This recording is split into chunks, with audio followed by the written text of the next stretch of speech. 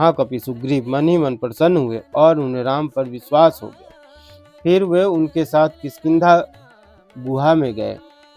वहां पर सुवर्ण के समान पिंगल वर्ण वाले वीरवर सुग्रीव ने गर्जना की। उस महानाद को सुनकर वानर राज बाली अपनी पत्नी तारा को आश्वासन देकर तत्काल घर से बाहर निकला और सुग्रीव से भिड़ गया। वहां राम ने वाली को एक ही बाण से मार गिराया। सुग्रीव के कथनानुसार उस संग्राम में वाली को मारकर उसके राज्य पर राम ने सुग्रीव को ही बिठा दिया। तब उन वानर राज ने भी सभी वानरों को बुलाकर जानकी का पता लगाने के लिए उन्हें चारों दिशाओं में भेजा। तत्पश्चात संपाति नामक गिद्ध के कहने से बलवान हनुमान जी 100 योजन विस्तार वाले छार समुद्र को कूदकर लांघ गए। वहां रावण पालित लंकापुरी में पहुंचकर उन्होंने अशोक वाटिका में सीता को चिंतामग्न देखा। तब उन विदेह नंदिनी को अपनी पहचान देकर राम का संदेश सुनाया और उन्हें सांत्वना देकर उन्हें वाटिका का द्वार तोड़ डाला। फिर 5 सेनापतियों और 7 मंत्री कुमारों को हत्या कर वीर अक्ष कुमार का भी कचूमर निकाला। इसके बाद वे जानबूझकर पकड़े गए। ब्रह्मा जी के वरदान से अपने को ब्रह्मपात से छुटा हुआ जानकर भी वीर हनुमान जी ने अपने को बांधने वाले उन राक्षसों का अपराध स्वेच्छानुसार सह लिया।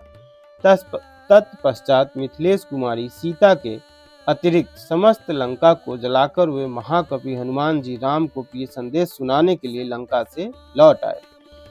अपरिमित बुद्धिशाली हनुमान जी ने वहां जा महात्मा राम की प्रदक्षिणा करके यों सत्य निवेदन किया, मैंने सीता जी का दर्शन किया है।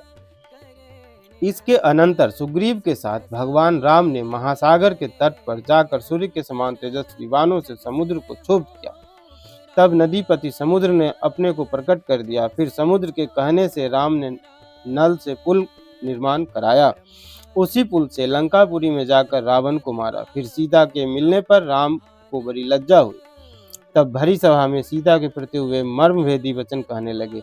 उनकी इस बात को न सह सकने के कारण साध्वी सीता अग्नि में प्रवेश कर गई। इसके बाद अग्नि के कहने से उन्होंने सीता को निष्कलंक माना। महात्मा रामचंद्र जी के इस महान कर्म से देवता और ऋषियों सहित चराचर त्रिभुवन संतुष्ट हो गया। फिर सभी देवताओं से पूजित होकर राम बहुत ही प्रसन्न हुए। राक्षस राज विभीषण को लंका के राज्य पर अभिषिक्त करके कृतार्थ हो गए।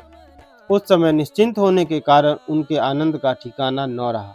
यह सब हो जाने पर राम देवताओं से वर पाकर और मरे हुए वानरों को जीवन दिलाकर अपने सभी साथियों के साथ पुष्पक विमान पर चढ़कर